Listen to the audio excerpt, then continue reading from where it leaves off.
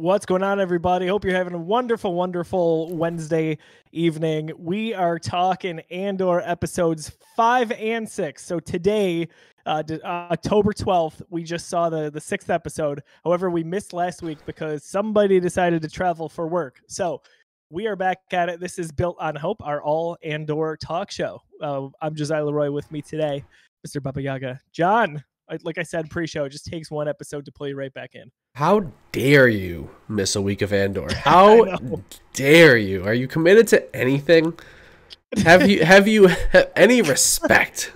No, commitment is an issue for me, apparently. Yeah, and it's Star Wars, right? Like, I'm the Star Wars guy. It's ridiculous. I know. I was gonna watch it in the hotel. I was out of town as that happened, and I got too tired. And I did not. So I know it's a shocker. I took my shot. See, listen, I had a night where I was like, I could get a really good night's sleep tonight. You know, I love my kids dearly, but I will not be interrupted tonight. And that's what happened. So, but I mean, really, I was investing long term for the Geekiverse, so I'd be more refreshed, if you will. But at least you rushed home and watched Andor the next day, right? No, not at all. That didn't happen. John, where did you get that idea? Okay, so I did not. I watched it today. You watched episode 5 today? 5 and 6 today. Oh yeah, my God. I know. You filthy casual. I'm turning in my hardcore Star Wars fan card. It's terrible. It happens, man. I haven't seen last week's episode of SheHulk yet, and the next episode comes out tomorrow. So I have not seen. That's more egregious. I don't know about that. I mean, I know what happens. I know the thing that I know the cameo. I know what it's time for last episode. So I know that's saying a lot. Now that we're talking about this, I did watch that. Oh, as last Thursday. I had time for one, and that's what I watched. Wow. Because I was like, there's not a lot of buzz around Andor. I know it's Star Wars. What am I thinking? But still, there was a lot of buzz around what happened in She-Hulk, and I'm like, I have to see this. There's not been a week that I've been late more than a day or two on She-Hulk. I usually watch Thursday. I can't wait to talk about it. Me not watching it yet is not a condemnation of that show. I love She-Hulk. It's one of those things where it's like, it's just so fun and so, like, I don't know, so whimsical that, like, I don't feel like if I miss it for a week, it's the end of the world. Like, I don't care what spoilers pop up. Like, I knew, I knew that other character was going to show up eventually, and, like, we all figured that would be the episode, and, it was. So I'm like, whatever. I'll get to it. I still can't wait to see it. Like, every day I'm like, oh, I should watch She-Hulk. I should do it. I should get it in there. But now I'm like, well, might as well just wait for the next episode and hit them both back to back. That's essentially what I did with Andor. But it's like you, John. You're the biggest She-Hulk fan I know, so it's crazy that you haven't watched this. You like it almost as much as I like Star Wars. It's crazy. So yeah. Anyway, thanks for tuning in to the chat here, twitch.tv/thegeekiverse. We're also streaming live at youtube.com/thegeekiverse, and of course, you can watch this video back after we're done on YouTube or listen to the podcast version wherever you download podcasts. So. I don't know how we want to do this discussion, John. Our shows here have been a little bit short, which is fine because there's not as much to unpack, I think, with Andor as there was like Kenobi, let's say.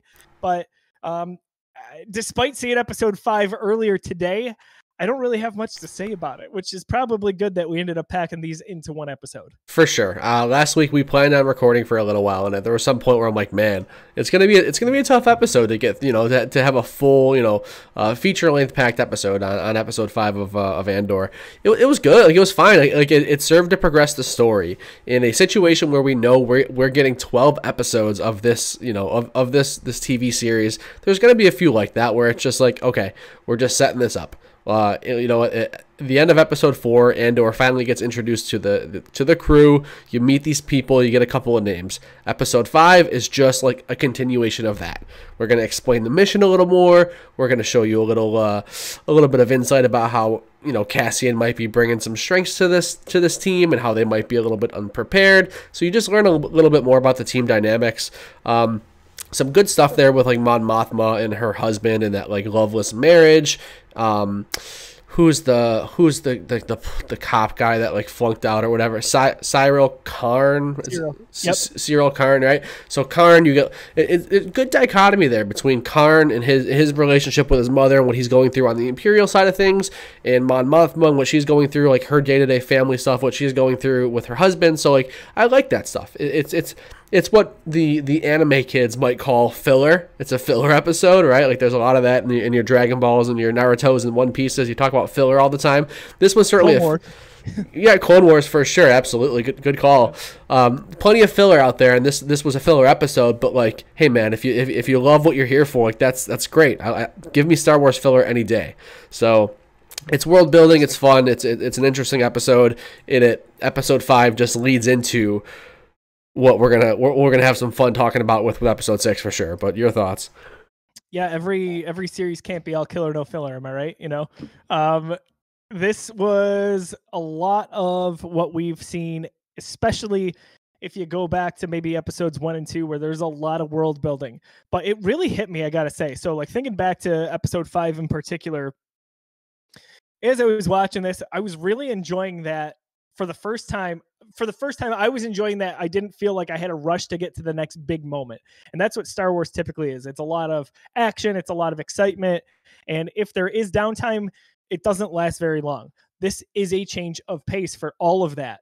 So with Andor here, they've got the time to space that out, which we haven't seen in Star Wars before. We've got, 24 episodes across 2 seasons of Andor that are going to happen.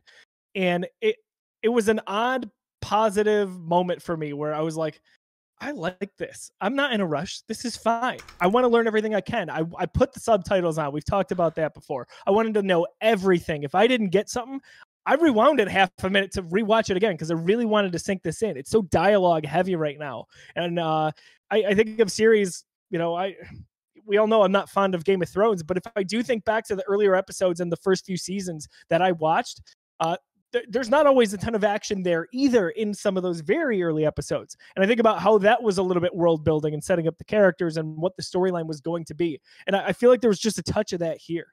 So, even though we didn't dedicate a whole episode of Built on Hope to talk about episode 5, that was kind of an epiphany for me, I think. Yeah, that I love that comparison too, because Game of Thrones, like what I will tell anybody who's interested in that show or has questions about it, Game of Thrones, much like a Breaking Bad or a Better Call Saul, is just it's the epitome of character writing. Like that show is character writing done better than you're ever going to see it. Like that show's all about the intricacies of these characters and their relationships. Like that's what Game of Thrones is. And does it fall flat in the end? Sure, but like man, the ride is totally worth it. And for once, we're getting a Star Wars show where it's about the ride. It's not about the destination. Like how often are we like we talk about Kenobi and like of course we're so hyped for Kenobi. We had so much fun with that show because we're huge Star Wars fans and yeah, we want to see those big tentpole moments. But that was mostly about the destination, and we're gonna have fun with the ride, of course. But Andor is about the ride. We don't know anything about the destination other than eventually it's going to lead into Rogue One, whatever. But like, there's a point to the story, and I'm just along for the ride. I think I touched on it maybe last episode of Built on Hope, where Tony Gilroy, who headed up production on Rogue One, is doing the same for this series. And Rogue One, despite how well received and just how generally good it is as a movie, it was a little bit of a messy first act. They had to flip flop and go and cover 9 characters and 6 planets all in like 20 minutes, it felt like, to set the stage for what was going to be just action all the way through. And they did a good job at it when all is said and done. Here it's the flip side of that. It's like, hey, Rogue One, we had like 2 hours. Let's tell the story quickly and make sure it counts. Here we can take our time. We can take a breather. We can learn about these characters' histories, their side stories, all of it. I think about like Arvel, who's kind of the jerk of the bunch in this new band that Cassian is in. And like hearing a little bit of what makes him tick, or like explaining some of the tattoos he had, all of that I thought was a really nice moment. And that's when I actually, like a conversation I went back and watched again, just because I wanted to make sure there was nothing I was missing.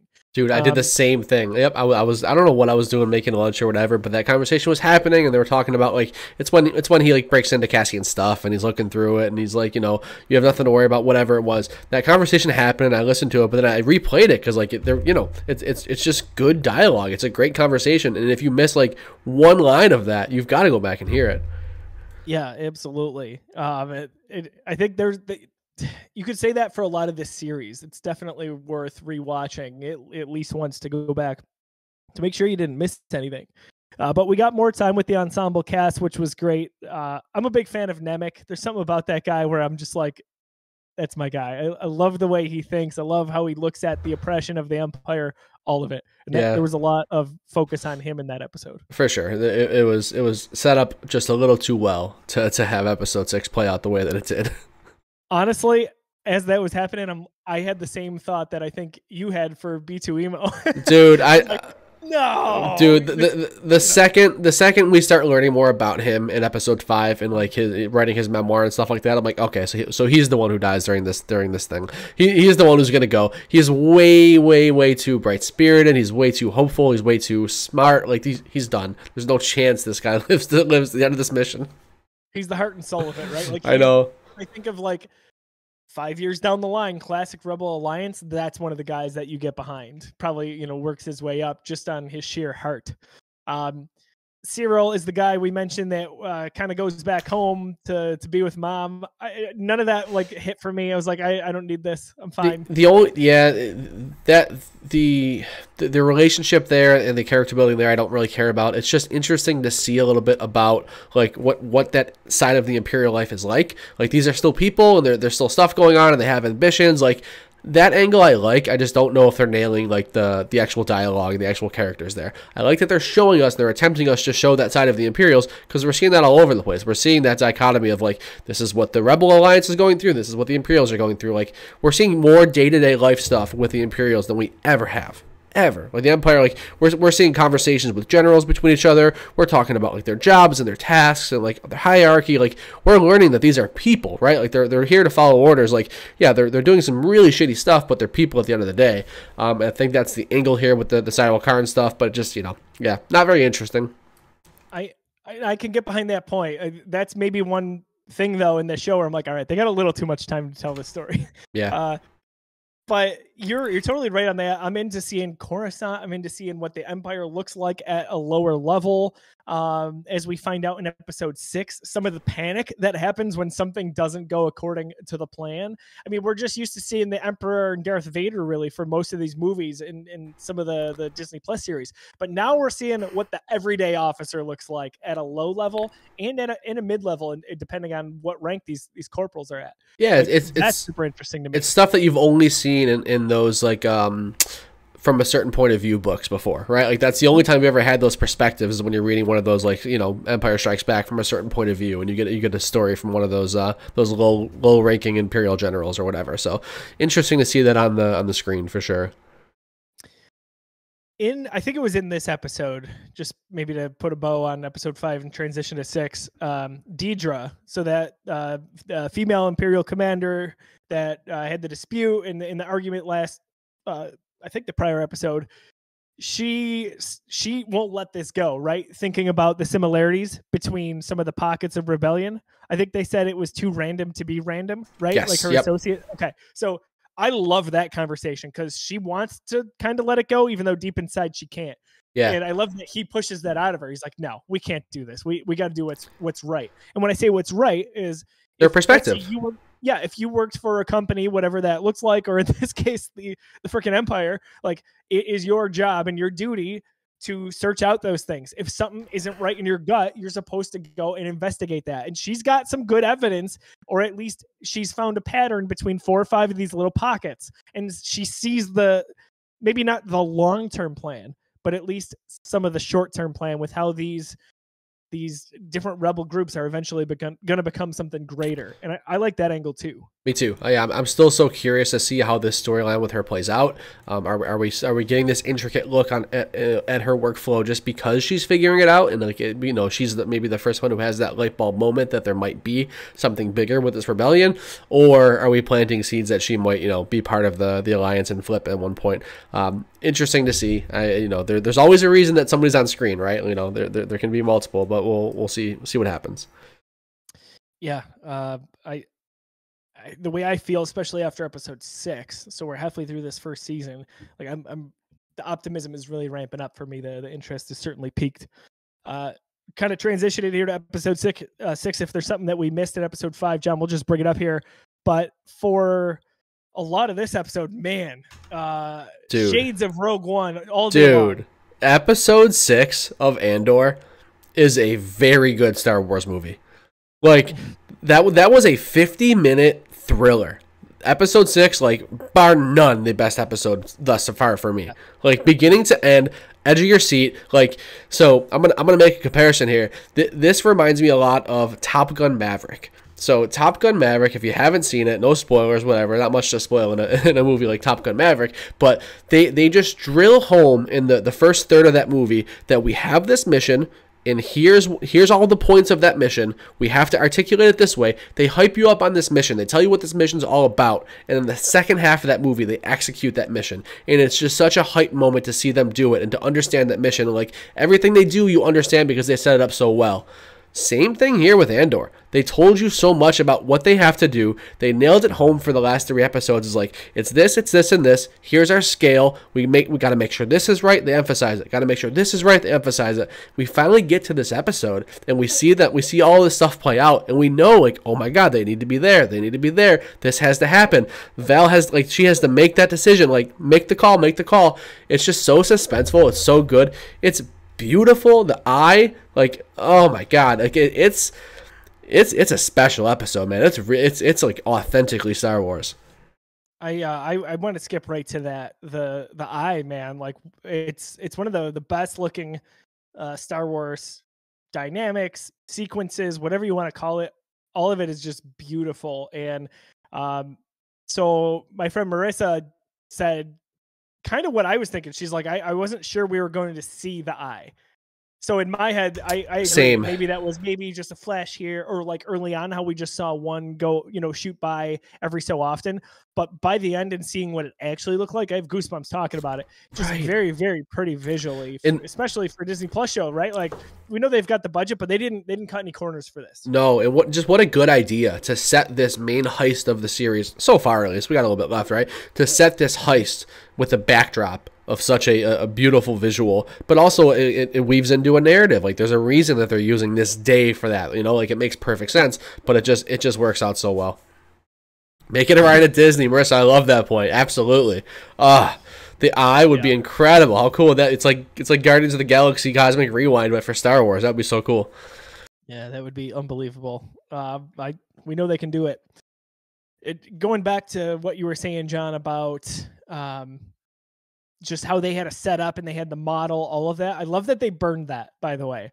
I don't know why. Like, you could theoretically blink and miss it. They do focus on the fire for a minute, but if you're really not paying attention, you don't see that they're burning the model. I do love that they went over this like 100 times. I love that they kept quizzing Clem, and that he was also he reversed it. He was quizzing them at different points. It's like, okay, my turn. Yeah, I think that was even part of episode 5. We didn't really touch much about, but like there's a point where he's like, "Wait a minute, you don't know this? Like, what would you have done without me? Like, are you kidding me right now? Like, no, shut up! I'm flying this thing. Like, you freaking idiots! Like, get out! Like, take a back seat. I got this. Like, oh my God!" And like that was a fun dynamic. I love some of the questions he asked too, like, is it on a rail? And Vel says yes, but that was like a question. It was like a question. Yes? Yes. Yeah, exactly. I love all of that. Yeah. I love even in episode 5, the conversation that Cassian has with Nemec. They've got like that old communicator system. I love that they're kind of like tech nerds and they love that. Amongst the backdrop of their conversation about what the Empire really is. And even like the thing with the milk, like how it's you can live on it. It's disgusting, but he pours it out at the end. It was just a funny moment. Like, all of that plays really well into building the Cassian character up a little bit, because we know what he looks like in Rogue One, but now we're seeing a little personality, right? A little bit more depth because we've got the time to explore it. Yeah, I mean, I would almost argue that over these last 2, maybe 3 episodes, that like Cassian his character has had like the least character building. They really haven't given us much of his arc right now. Like, it's a good thing. Like they showed us this team, and they showed us this relationship. Cassian is still the same guy as he was episode 1. There hasn't been much that we've learned about him that has changed our perspective on him, our opinion. Like, he's kind of just really been to us what he's been to that crew. He's the paid mercenary. He's here because he needed to be alive. I needed to leave my home planet because I was on the run, and I'm here because I have to be here. That's all we got so far, and it's pretty interesting to be 6 episodes into this thing and not really have much more than that on your main character. Did you see too that conversation just a little bit about? So when he tells them, "Hey, I'm being paid to be here," but you know that the spark has just happened, whether he's willing to explore that or not. But inside, he's starting to question, yeah, I'm here because I'm being paid, but I'm seeing the inside of why you're doing what you're doing. And that is really, to me, I wouldn't say a turning point, but it's one of the I guess, the steps towards him becoming a rebel, right? For sure, like a true rebel. Yeah. So we're seeing that. One moment that I thought for some reason was funny when he was trying to navigate out of the eye and Nemec is trying to tell him the coordinates there. In my head the whole time, I'm like, oh, dude, if only he had K2. Like, he would have been fine. He would have been fine. He also, if I go back to Rogue One, K2's arguing with him as they're trying to leave Jeddah, and Cassian goes, I'll calculate it myself. So I was like, oh, part of that, like we're building on his navigational ability. That's cool. I don't know. It was in my head. So the eye's beautiful. How about the Empire? So we talked about some of the officers here. We see a lot of conversation and dialogue between the officers. They don't take anything seriously because they're too comfortable. Just like Cassian said, what do you say? They're fat and comfortable, something like that. And obviously the guy can't get his belt on. That's a great visual. That's a great piece right there. Absolutely brilliant. And I love that. Even though that guy appears like a jerk to his family, he's also saying, hey, we have to present well because we're trying to get off this stupid planet. Right. It's an assignment. Like, oh my gosh, there's so many layers to all this. Plenty of layers. And even the way he tackles that, the fact that his belt doesn't fit. The first thing he says is like, this must have been stored wrong. It's compressed or something like that. And then I love the wife's lines like, or maybe you've expanded. Yeah, exactly. It's good. I mean, it just shows their, whatever. They don't take anyone seriously. Yes. Right? They've got a long-term plan. They think no one can possibly stop them. And I love seeing that. I love also seeing the panic in the last few minutes in the emergency meeting, basically, where they call all the commanders together and say, you're not going to see your families. You've got to tell your staff, everyone's got to stay late tonight. We got to figure out a plan. And what did he say? Basically something to the effect of, oh gosh, I'm going to have to circle back on this later. But basically, the Empire is tightening its grip now because they're like, if this just happened, we're going to show other planets that they're not going to do that as well. And I thought that was a really interesting thing, like, because where does that start? I think Nemec even says it at one point, maybe, where they don't hide behind one event, they hide behind 40 of these little events that happen. So, like, it's really interesting seeing the way that the Empire is built here, because we just see Palpatine and Vader and the Sith, and we're like, oh, easy. They're just two really powerful guys who control the galaxy. But it's not that at all. They're so behind the scenes in a lot of this. Yeah, there's so many grunts and so much brute work that goes on, and yeah, I'm glad we're finally seeing that on screen, because again, it's in the books, it's in the comics, stuff like that. But like to see this on an actual Disney Plus show is super cool. Yeah, it's I can't say enough about episode 6, and it's funny, when we started this episode of Built on Hope, my thought on episode 5 was, it was boring. But the more I talk about it, the more I'm like, hey, okay, I see where they were going. I let it sink in a little bit, especially as it goes into episode 6. We got a little bit more time with Mon Mothma, and also just a little bit of Luthen towards the end of that one episode. Yeah. You get to see him celebrate the victory there. I mean, he doesn't even know the result. He just knows that it happens. He doesn't know who survived, or he doesn't know anything. He just knows that the heist went down. So to see him celebrate was cool. I'm interested to see what that dynamic looks like between him and the team and Mon Mothma. Like, what is that?